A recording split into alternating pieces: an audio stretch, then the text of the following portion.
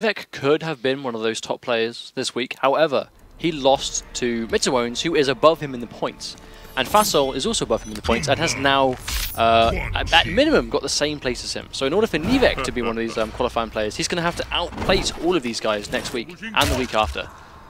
So it's looking difficult. It is getting a lot harder to be one of those players. But you know, these guys that have consistently, week in, week out, entered, taken part, and placed well, this is their reward. They are getting so close now. I bet they can literally taste LA right now.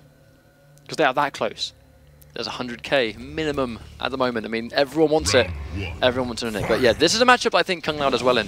I still think it's fairly even, but the jump 2, such a strong move. One combo puts Quan in the corner. This is where you keep Quan Chi. This is where he has to stay there. Catches the overhead, doesn't commit to the hat spin. Gets it down 3. Meter Burn Runes make it safe. Good stuff from Gegz. Oh, point blank trance. Oh, no punish from FASOLL. He's going to get no punish again from FASOLL. Oh my days, 2 free punishes. Gegz has given him this round. He has given it to him, and he has refused to take it. Oh, and he grabs him out of the air. And that'll be a nice hit confirm. That's going to be a full combo. And that'll be it. FASOLL still manages to cling this match back after those 2 crucial combo drops. I mean, I guess he just needs to shake it off. He has Gegz exactly where he wants to be. This is where you keep Quan. This is how you beat Quan Chi. Oh, and he gets the back 2. Here comes Summoner. I like that delayed overhead, the delayed low. I respect the delayed low there. Good break from FASOLL, opting to just get out of that corner situation. But that's one of the changes that Summoner received when you break against Summoner Quan and he has a bat. The bat now disappears. Very good for a lot of these players. Oh, commits to overhead, but doesn't get away with it. Full punish from FASOLL. Oh wow, challenging the button press, gets the down 3 into the throw. This could be bad for FASOLL. Back 2. There it is, there we go. I called it. I play Quan Chi, ladies and gentlemen.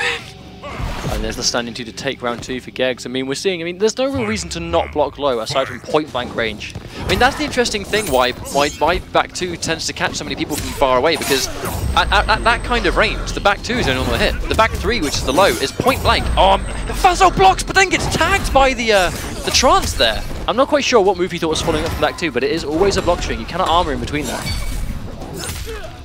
Wow, Gegz getting these trades right now. Oh, and there's the throw.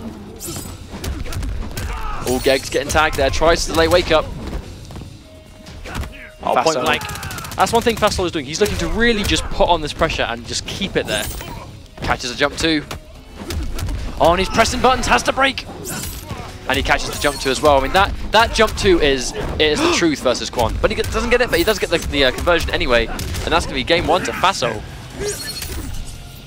That was a good game though. I mean, Gegz playing well. I mean, just all too often just throwing out those trances. However, I believe Gegz may have done it because he just saw that his trances weren't punished in round 1. He probably thought to himself, well, he's not doing anything about it, so why wouldn't I? But then FASOLL started punishing. Of course, of course. I mean, quite remarkable there. FASOLL blocking a lot of the Summoner mix-ups, but then getting tagged by the trance anyway.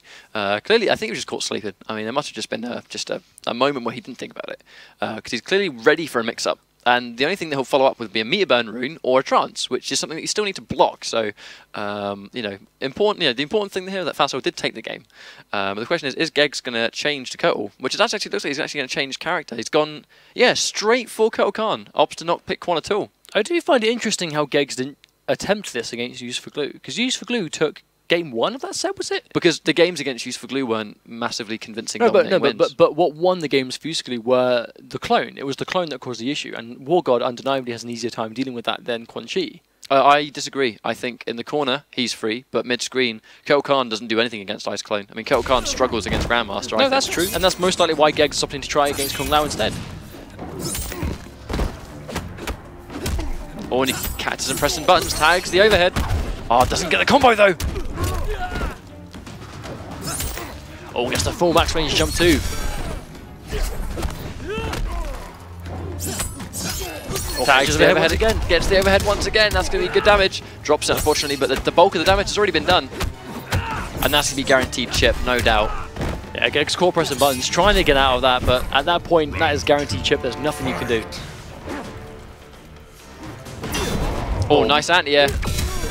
Goes to the big damage as well, but Gegz ready with a breaker. Drops his combo.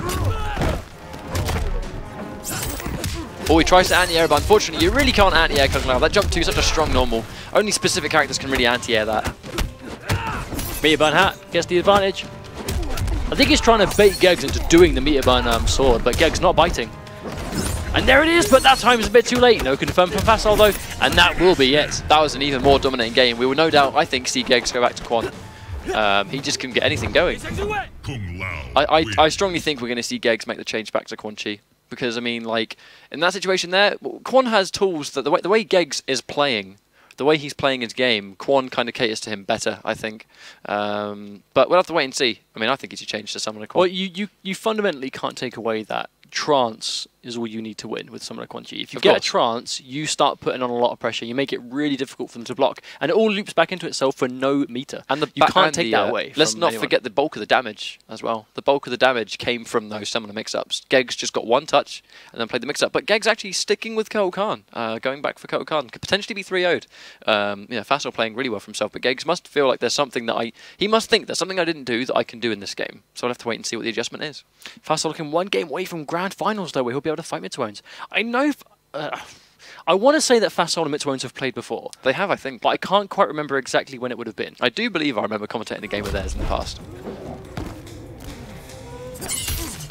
There's a straight hat for a clean first hit bonus. Gegz pressing buttons once again. This will be a full confirm. 37% just for that.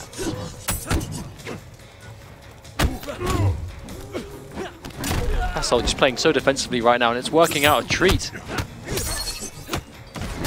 Oh, gets tagged by the overhead though, breaks. Forces Gegz back into the corner, but Gegz fights his way out. Just the crossover, not quite enough though. FASOLL like just taking full advantage of this tremendous jump 2 that Kung Lao has. Tries to trip guard with the back 2, doesn't quite get it. Oh, he tags and pressing buttons again. FASOLL's looking at match point already against Gegz, looking to try and swiftly just demand his way into grand finals.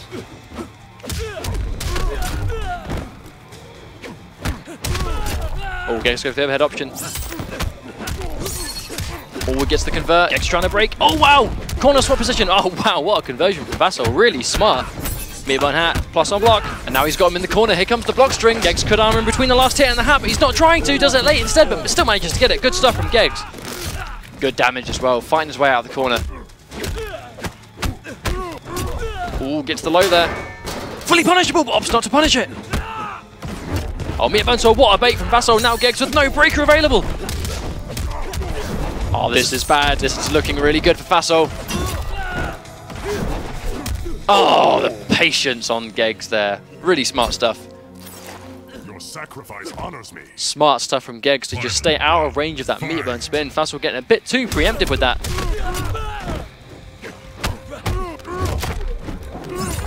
Oh, and he gets tagged. Much damage. This is like an easy 35%. Oh, 35% off that reversal. Really strong stuff. Gegz finally blocking overhead. Tagged by the follow-up. Oh, wow, into a clean throw. Gegz looks to really bring the set back. He's got 3 games ahead of him, but in the process of making the first. Oh, fully whiff sword. This is bad for Gegz. No breaker available at all. Oh, corners himself, but not too much of a big deal, I suppose, against Kotal Khan. Funnily enough there, though, Gegz actually getting tagged by the string, and now this is bad. This is bad, and he has to jump. Really good stuff there from FASOLL. Congratulations to Gegz getting top 4, but FASOLL is going to be your second grand finalist. Mitsuones versus FASOLL coming right up for you at home watching. These guys have fought before, but I can't remember when it was though, because it was a number of weeks ago at this point. It's like we just said, like this is good for these two players because they have both now